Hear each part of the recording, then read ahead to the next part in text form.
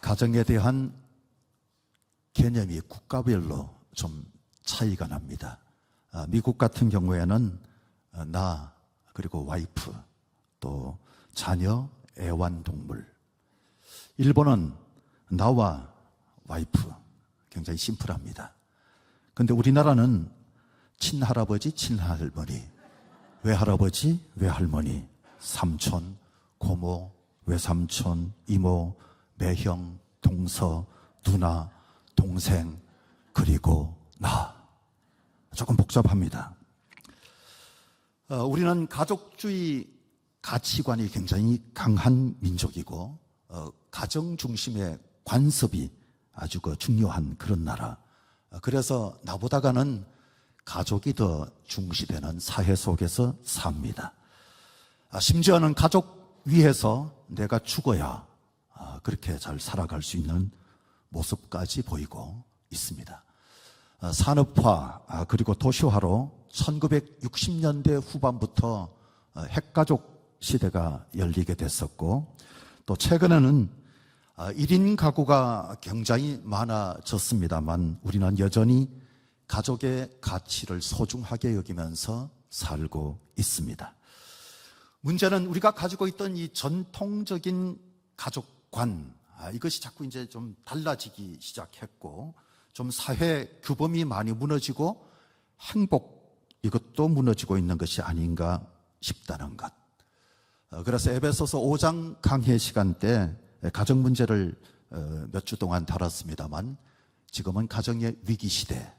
그래서 우리가 하고 있던 에베소서를 잠깐 쉬고 우리의 가정이 행복한가, 우리의 가정이 행복한가 좀 진단을 하고 미리 누리는 천국 같은 행복한 가정 우리도 꼭 만들어가면서 살았으면 좋겠다 하는 말씀으로 이 말씀을 준비했습니다.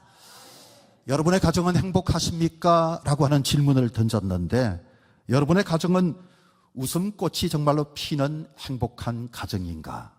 아니면 크고 작은 문제들로 날마다 갈등하면서 살고 있는 좀 아픈 가정인가? 당연하게 여겨지던 가족은 해체되고 개인주의적 가치관이 팽배해지면서 가정이 좀 본질적인 기능마저 많이 흔들리고 있구나 하는 것을 느끼는 그런 시대. 그래서 성경으로 돌아가서 이 성경 속에서 참된 행복이 어떤 건가 하는 것을 찾는 시간이 됐으면 좋겠고요. 우리가 꼭 상황은 다르지만 오늘 본문 두 군데 말씀을 통하여서 하나님이 말씀하시는 것이 무엇인가 하는 것을 잘 보는 그런 시간이 됐으면 좋겠습니다. 신명기서 말씀 가운데서는 하나님이 중심이다, 예배가 중심이다. 우리가 분명히 이걸 좀 새기고 살았으면 좋겠다 하는 마음으로 많이 강조하고 있는 것이 바로 하나님 중심, 예배 중심. 그리고 디모데 전서에서는 가족 이 구성원들 간의 책임이 어떤 것이고 또 돌봄의 중요성이 얼마나 의미가 있는가 하는 것을 강조한 것. 이게 바로 디모데 전서의 내용입니다. 가족 문제 전문가들이 하는 강의하고는 다릅니다. 저는 성경을 중심으로 해서 말씀을 증거하는 설교 시간이기 때문에 철저하게 우리는 말씀 안에서 진짜 행복이 어떤 건가를 발견하는 그런 시간이 꼭 되기를 바라고 오늘 당신의 가정은 행복하십니까? 라고 하는 이 질문으로 시작되는 이 설교가 우리에게 꼭 은혜될 수 있기를 바랍니다. 첫 번째, 하나님 중심의 가정이 맞는가 하는 겁니다. 하나님 중심의 가정이 맞나 하는 것인데 행복을 말할 때 제발 옆집이나 친구 집하고 비교하지 말고 그리스도인 가정의 원칙이 뭔가 하는 것을 생각할 수 있기를 바랍니다. 그리스도인 가정의 첫 번째 원칙은 가정의 주인이 하나님이 되셔야 한다는 것입니다.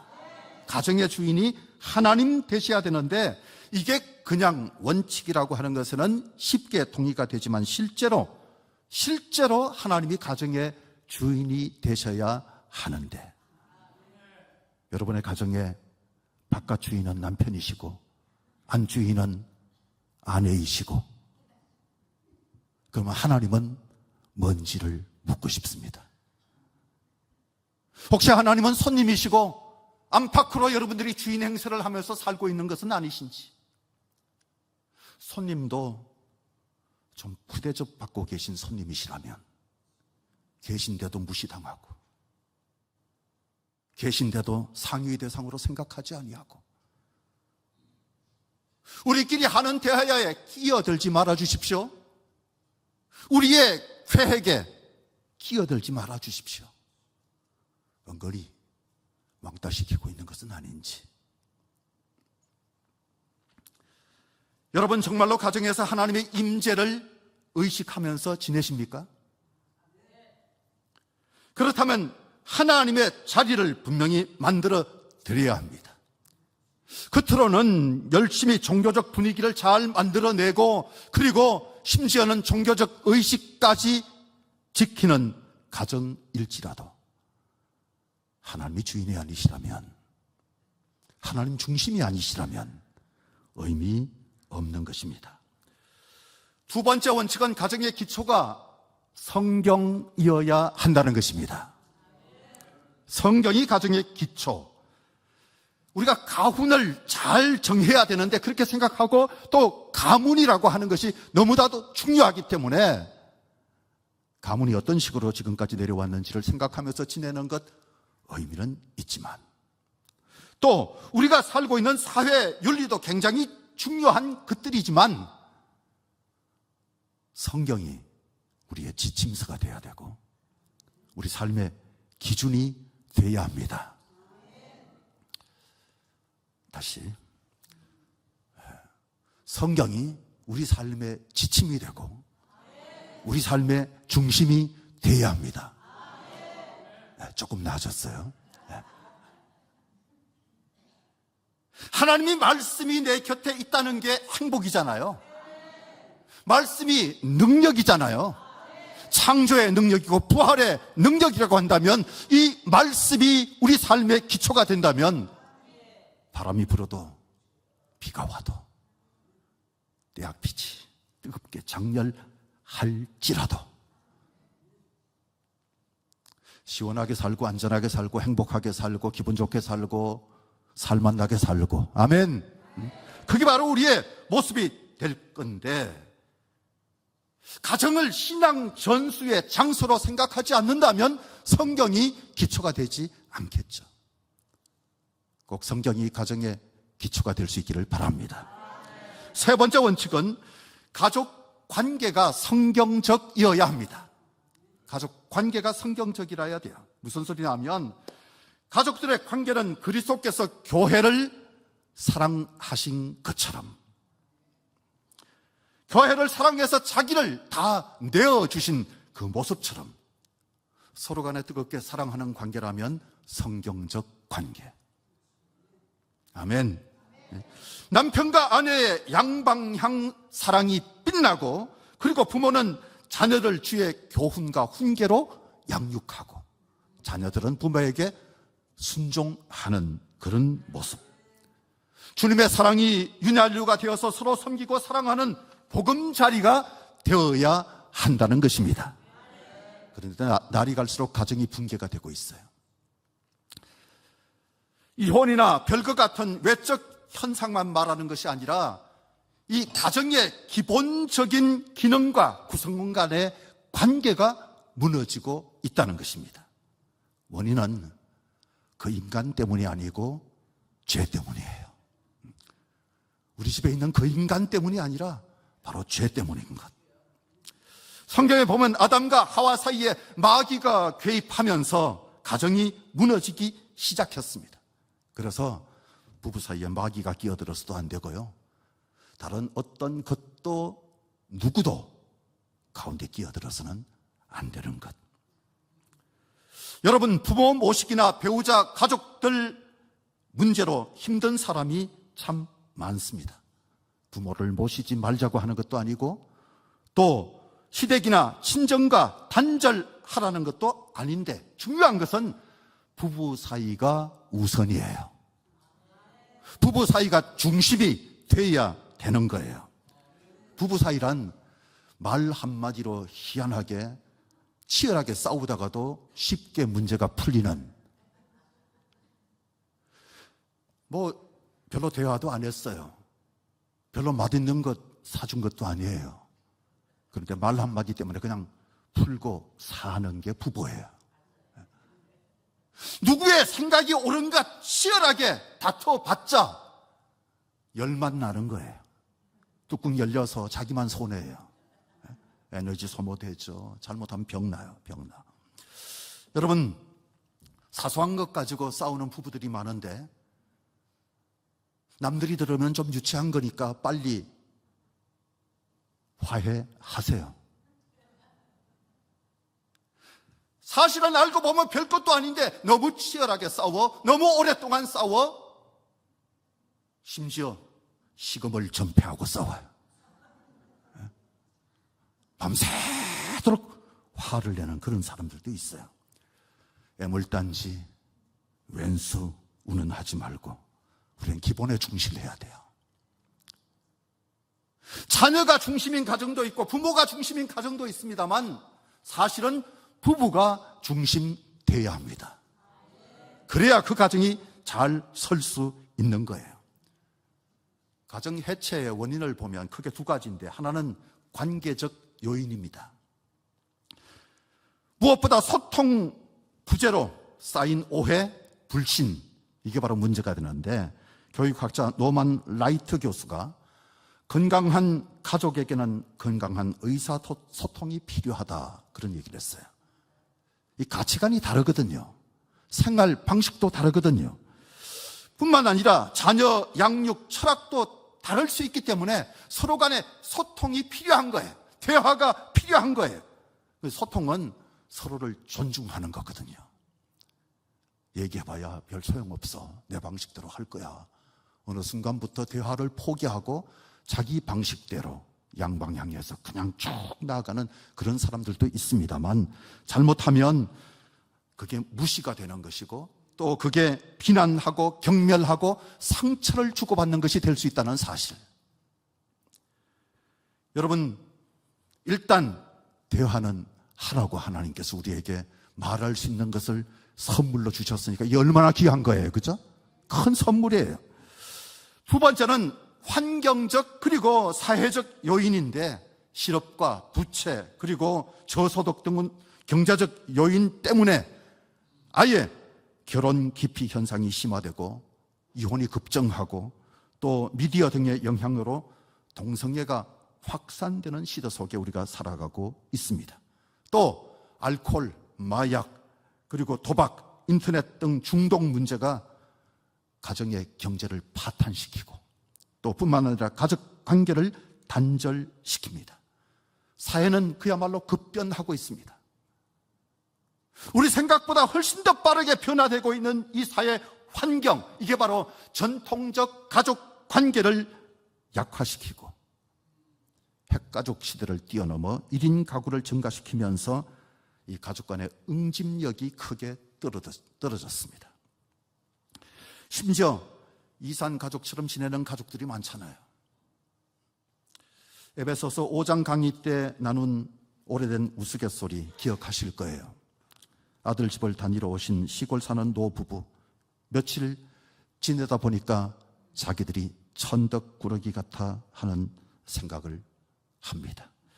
그 집 서열이 1번 손주, 2번 며느리, 3번 아들, 4번 강아지, 5번 팥줄부, 부모는 6번. 그래서 메모지 한 장 달랑 남겨놓고 시골로 내려갑니다. 냉장고에 붙여놓은 메모의 내용, 3번 잘 있거라, 6번 간다 였잖아요.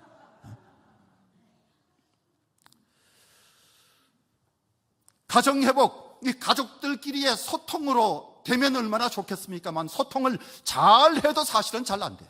쉽지가 않아요. 또 소통하려다가 더 싸우는 부부도 참 많습니다. 우리 모처럼 한번 속에 있는 얘기 다 하고 시원하게 풀 거 다 풀자 그러고 앉았다가 심하게 싸우는 부부들이 있어요. 더 심하게. 가훈이 좋아도, 정기적으로 여행을 다녀도 가정이 뭔가 잘 회복되지 않는 것 같은 느낌이 들 수 있을 거예요. 정모 대신 하모니, 그리고 고성 대신 말씀이 있어야 하는데 성경은 말합니다. 신명기 12장 5절, 오직 너희의 하나님 여호와께서 자기의 이름을 두시려고 너희 모든 지파 중에서 택하신 곳인 그곳으로 찾아 나아가서 하는 일이 예배예요. 바로 예배 중심으로 살아야 한다, 그 말씀이에요.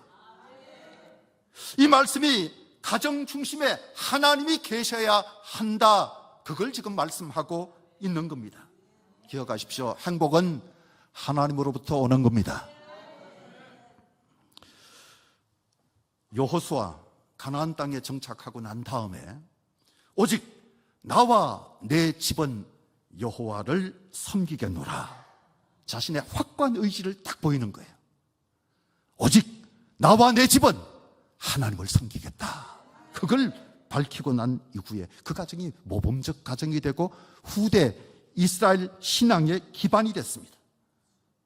또 누구보다도 성전을 사랑하고 예배를 사모했던 사람, 예배에 대한 열정이 뜨거웠던 사람 다윗, 철저히 하나님 중심으로 살아 통치 이후 3,000년 세월이 지났는데 3,000년 세월이 지난 지금도 이스라엘 최고의 왕으로 존경받고, 이스라엘 국기를 보시면 저 국기 속에 다윗의 별이 새겨져 있는 거예요.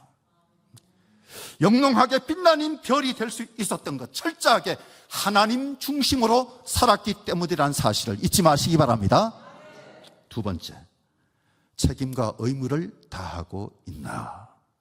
디모데전서 5장 8절에 누구든지 자기 친족, 특히 자기 가족을 돌보지 아니하면 믿음을 배반한 자요 불신자보다 더 악한 자니라.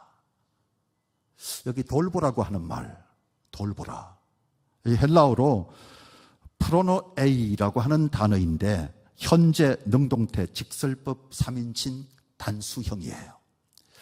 의미는 미리 생각하다, 돌보다, 잘 대비하다, 그리고 제공하다, 그런 얘기거든요. 의미가 이 단순히 관심을 갖는 정도가 아니고요, 도덕적 의무를 다하는 정도도 아닙니다.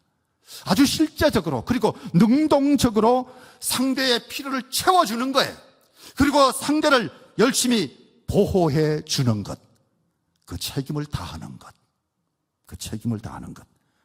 경제적인 부양, 그리고 정서적인 지원, 영적 양육, 이런 것들을 다 포괄하는 돌봄, 포괄하는 돌봄.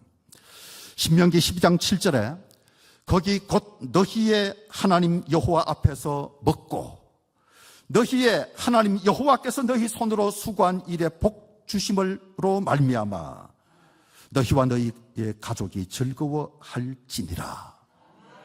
여러분, 우리가 주목해야 될 것은 여호와 하나님 앞에서 먹고 추수를 하고 난 다음에는 그 하나님 앞에서 감사 잔치를 벌이라는 거예요. 거두게 하시는 분이 하나님이 되실 거예요. 우리는 그저 심기만 하면 하나님이 자라게 하시고 하나님이 우리에게 먹게 해주시는 은혜를 베풀어 주시기 때문에 그 하나님 앞에서 먹고 감사하면서 잔치하자, 그 얘기를 말하고 있는 건데, 또 주목해야 될 것은 온 가족이 함께 즐거워하느니라. 온 가족이 다 함께 즐거워한다, 그렇게 말하고 있다는 사실. 그리고 포유류, 파충류, 그리고 양서류, 조류, 그 가운데서 이 손가락이 5개 이상 되는 게 없어요. 손가락이 5개 이상 가진 동물은 없습니다. 그러니까 이 손은 하나님이 우리에게 주신 특별한 선물입니다. 사람들에게 주신 굉장히 중요한 선물. TV에서 고릴라가 큰 나무 구멍 속에 있는 동물을 잡아먹기 위해서 막대기를 사용합니다. 그 장면이 나온 적이 있는데, 고릴라의 손이 굉장히 발달했다는 뜻이죠. 그런데 고릴라의 손이 많이 발달하기는 했지만 사람처럼 손을 사용할 수는 없습니다. 사람이 훨씬 더 잘 사용하는 거예요. 우리가 손으로 수고하게 되는 것, 이게 하나님의 은혜입니다. 하나님의 은혜. 잠언서 10장 4절에 손을 게으르게 놀리는 자는 가난하게 되고 손이 부지런한 자는 부하게 되느니라. 그런 말씀이 있어요. 미다스의 손이라는 말 들어보셨어요? 그리스 신화에 나오는 욕심 많은 왕 미다스. 엄청난 재산을 자기가 소유하고 있는 사람인데 더 많은 부귀를 원해요. 그래서 술의 신 디오니소스에게 자기가 손으로 만지는 모든 것이 황금으로 바뀌어지게 해달라고 간청을 해서 허락을 받습니다. 그러고 난 다음에 정원에 나가서 정원수를 만졌더니 황금으로 바뀌었습니다. 또 조각물도 황금으로 바뀌고 가구도 손만 대면 다 황금으로 바뀌는 거예요. 얼마나 신이 났든지 닥치는 대로 딱 손대고 황금으로 바꾸고 얼마나 신이 났을까요? 그런데 문제가 생겼어요. 밥을 먹으려고 손을 대는 순간 밥이 황금이 되고 말았어요. 먹을 수가 없어요. 반갑다고 쫓아오는 딸, 그를 안는 순간에 딸이 황금이 되고 말았어요. 그래서 심각하게 뉘우치고 내가 황금으로 바꾼 모든 것들이 제자리로 돌아오게 해달라고 그렇게 요청을 합니다. 여기서 미다스의 손이라고 하는 말이 생기게 됐는데, 손대는 일마다 크게 성공한다. 대박 인생 됐다. 대박 인생, 돈 버는 재주가 탁월하다. 그럴 때 쓰는 말이 미다스의 손. 그런데 어떤 사람들은 하는 일마다 실패를 해요. 손대는 일마다 잘 안 돼요. 그런 사람을 농담으로 마이너스의 손이라고 말합니다. 그런 사람은 마이너스의 손이다. 여러분, 이 손이 욕심의 손이 아니라 이 손이 섬기는 손 되어야 합니다. 어루만지는 손, 베푸는 손이 되어야 합니다. 그게 축복이거든요. 그래서 이 손 써는 것을 주저하지 말고 부지런히 해야 성공 가능성도 높아지고 뇌도 좋아지게 된다는 사실. 여러분, 손은 두뇌의 거울이라고 하는 말이 있어요. 손은 두뇌의 거울. 손을 잘 쓰면 사람이 지혜롭게 되는 거예요. 우리 박정숙 군사님께서 금년에 29년생이니까 98세이신데 뜨개질은 신기중앙교회에서 최고세요. 뜨개질을 잘 하십니다. 머리가 좋으시고 뜨개질을 잘 하니까 혈액순환이 잘 돼서 팔팔 장수하고 계십니다. 할렐루야. 지금 예배 참석하지 못하시지만 26년생 김영순 권사님, 26년생 김영순 권사님, 우리 나이로 101.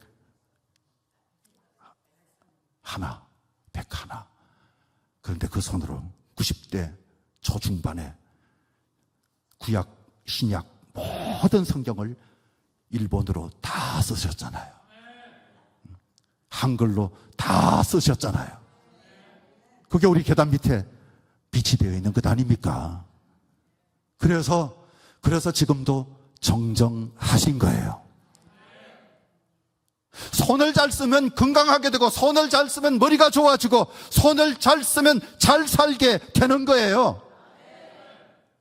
왜 아멘 안 해요? 기회를 놓친 거예요. 하나님이 우리에게 이 선물을 주시면서 건강하게 또 부유하게 그렇게 살라고 하나님이 특별하게 선물로 주신 것 잘 활용할 수 있는 저와 여러분이 꼭 될 수 있기를 바랍니다.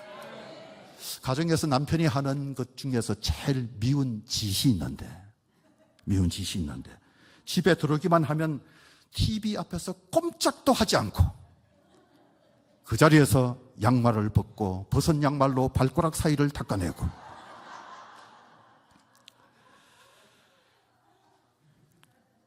그러다가 아무 데나 던져놓는 것이 1위. 미운 짓 1위. 잘 씻지 않고 바지는 뱀이 허물을 벗듯 벗어놓고 이불 속에서 몸만 쏙 빠져나와서 출근하는 사람, 그 모습을 보면서 속이 터진다는 사람들이 많습니다. 속이 터진다. 성경은 말합니다. 디모데전서 5장 8절, 누구든지 자기 친족, 특히 자기 가족을 돌보지 아니하면 믿음을 배반한 자요 불신자보다 더 악한 자니라. 바울이 이 돌봄의 책임, 의무를 강조하고 있는데 그걸 소홀히 하는 자에 대해서 굉장히 강한 톤으로 말하고 있는 거예요. 믿음을 배반한 자, 배교자, 불신자보다 더 악한 자. 빌립보서 2장 4절에서는 각각 자기 일을 돌아볼 뿐더러 또한 각각 다른 사람들의 일을 돌보아. 자기 일 먼저 잘하라는 거예요. 자기 일도 하지 않으면서 남의 일을 너무 잘하는 사람들이 많아요. 그렇죠? 남의 일은 너무 잘하는 사람들이 많은 거예요. 근데 자기 집안 돌보는 게 우선이에요. 디모데전서 3장 4절 감독 자격에 대해서 말할 때 자기 집을 잘 다스려 자녀들로 모든 공손함으로 복종하게 하는 자라야 할지며, 그리고 3장 12절에서 집사 자격을 논할 때도 자녀와 자기 집을 잘 다스리는 자일지니, 디도서 1장 6절에서 감독 자격을 말할 때도 방탕하다는 비난을 받거나 불순종하는 일이 없는 믿는 자녀를 둔 자라야 할지라. 이 자기 가족을 신앙적으로, 그리고 자기 가족을 정서적인 문제나 모든 분야에 있어서 잘 관리하지 아니할 경우에는 설 자리 없다, 뭐 그런 얘기 아니겠습니까? 설 자리가 없어지는 거다. 새벽 3시에 들어오는 남편이 있습니다. 그래서 아내가 왜 매일 새벽 3시가 되어서 들어오는 거야? 하고 한마디 했더니 이 시간에 문 여는 곳은 여기밖에 없거든.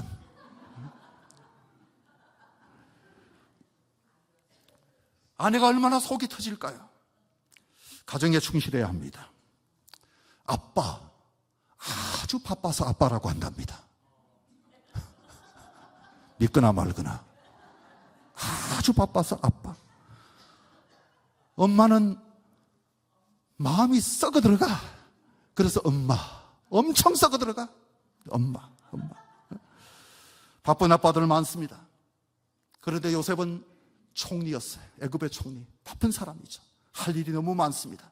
더군다나 타민족이니까 얼마나 열심히 해야 됩니까?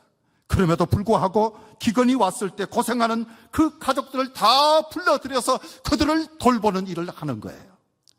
심지어 자기를 노예로 팔아버렸던 형들도 빼지 않고, 생각만 해도 너무 끔찍한 형들, 도저히 용서할 수 없는 그런 형들이라 할지라도 그들까지 불러서 그들을 돌보는 일을 신실하게 잘 했던 사람. 여러분, 정말로 가장 바빠야 할 곳은 가정입니다. 가장 바빠야 할 곳이 가정이에요. 왜? 가정이 행복하면 인생이 행복하거든요. 가정이 행복해야 인생이 행복해요. 기독교는 특별히 가정을 중시하는 종교예요. 어느 종교보다 가정을 중시하는데, 이 가정이 작은 교회의 원형이에요. 신약 교회는 교회마다 다 가정이었어요. 우리는 하나님을 아버지라고 부릅니다. 예수님은 신랑 예수입니다. 그죠? 신랑이세요. 또 우리는 기독교적 용어를 가정적 용어로 많이 사용하고 있는데, 기독교의 용어를 가정적 용어로 굉장히 많이 쓰는데, 우리가 하나님의 자녀라고 말하는 거잖아요. 그죠? 자녀. 그리고 형제 자매, 모두가 다 형제 자매. 교회는 하나님의 집이라고 말합니다. 그런데 불교 같은 경우는 개인의 해탈이 가정보다 중요해요. 그래서 일단 가정을 막 나갑니다. 그렇잖아요? 개인의 해탈이 중요한 거니까. 유교는 가정보다 가문이 중요해요. 전제주의 속에서는 왕이 가정보다 중요하고요. 또 공산주의에서는 사회를 가정보다 중시합니다. 그리고 물질주의에서는 물질, 개인주의에서는 개인, 집단주의에서는 집단이 가정보다 중요한 거예요. 그런데 우리는 가정이 중요해요. 세계적인 애창곡 즐거운 나의 집, 홈 스위트 홈. 이거 만든 존 하워드 케인이라고 하는 사람. 이 사람은 집이 없던 사람입니다. 얼마나 집이 그리웠으면, 얼마나 집에 대한 그리움이 컸으면 이 노래를 만들었을까? 사람은 누구에게나 다 집에 대한 그리움이 있습니다. 가장 좋은 곳이, 가장 편한 곳. 성경은 말합니다. 신명기 12장 7절. 거기 곧 너희 하나님 여호와 앞에서 먹고 너희의 하나님 여호와께서 너희의 손으로 수고한 일에 복 주심으로 말미암아 너희와 너희 가족이 즐거워할지니라. 하나님 앞에서 온 가족이 함께 한 상에 둘러앉아 먹는 것이 큰 축복이에요. 은혜예요. 함께 웃고 함께 울고 삶의 희노애락을 다 공유하는 곳, 감사가 넘치고 그리고 즐거움이 충만한 그 은혜로운 장소. 여러분, 언제나 먹을 때마다 함께 식사하는 것이 은혜라는 사실을 기억하시고, 함께 대화하는 것도 은혜라는 사실을 기억하시고, 함께 여행하는 것도 은혜, 함께 작은 이벤트 하나하나를 할 때마다 하나님의 은혜라고 그렇게 생각하면서 지낼 수 있기를 바랍니다. 하나님의 복입니다. 기억하십니까? 예수님은 갈릴리 가나 혼인잔치집에 가셨을 때 포도주가 떨어진 모습을 보게 됐습니다. 그래서 물을 포도주로 바꾸시는데 공생의 시작을 하시면서 첫 번째로 행하셨던 사인 액트, 하나님의 아들 예수 그리스도라는 사실을 기적으로 보여준 첫 번째 사건. 잔치 중에 잔치가 바로 결혼식인데 포도주가 떨어졌어요. 이 잔치의 생명력이 완전히 고갈된 거예요. 여러분, 유대인의 잔치에 있어서 포도주는 절대적으로 필요한 것. 양고기를 먹기 때문에 이걸 먹지 않으면, 마시지 않으면 안 되는 것. 그런데 포도주가 떨어졌다. 기가 막힌 상황입니다. 앙코 없는 찐빵, 김 빠진 콜라. 양가의 결례. 그래서 주변으로부터 비난받을 수 없는 낭패를 당한 가정. 기가 막힌 상황 속에서 어쩔 수가 없는 그런 지경에 놓여 있는 그 상황. 심지어는 그 당시에는 이게 마을 사람들이 고소해도 되는 건이었어요. 고소까지 당할 수 있는, 마을 잔치를 해야 되는데 제대로 못했으니까 고소까지 할 수 있는 그런 상황 속에 놓이게 된 거예요. 축제의 흥이 완전히 깨졌어요. 대체적으로 한 일주일 정도 축제를 하는데 그 마을의 일주일의 행복을 다 앗아간 것과 마찬가지의 상황. 이게 바로 낭패당한 인간의 실존이에요. 우리 사람들의 실제가 뭡니까? 우리 사람들의 실제, 인간의 실존은 언제나 뭐가 모자라요. 언제나 궁핍이에요. 그래서 결핍, 욕구불만, 불평, 슬픔, 이런 걸로 살아갈 수밖에 없는 것이 바로 인간의 모습. 그런데 드디어 영웅 예수님이 함께 하시니까 그 자리가 구원의 실제를 경험하는 자리로 바뀝니다. 할렐루야. 구원의 실제, 이제 부족함이 아니라 풍성함이에요. 배고픔이 아니라 배부름이에요. 불만이 아니라 만족이에요. 불평이 아니라 기쁨인 거예요. 그게 바로 구원의 실제라는 사실. 사랑하는 여러분, 그때 예수님의 어머니가 예수님께로 그 문제를 가지고 나옵니다. 저들에게 포도주가 없다라고 말하는 건데 번지수 잘 찾은 겁니다. 제대로 찾은 거예요. 그 자리에 예수님이 계신 거예요. 예수님이 함께 하시면서 지금까지 경험해보지 못했던 영웅 예수님으로 말미암아 구원의 새 시대가 도래했다 하는 것을 보여주는 사건. 물을 포도주로 바꾼 것. 예수님만 함께 하시면 축복이 있고 예수님이 함께 하시면 행복이 있다는 사실을 잘 보여준 엄청난 이야기. 사랑하는 성도 여러분, 예수님으로 인해서 행복한 가정 되시기를 주의 이름으로 축복합니다. 할렐루야.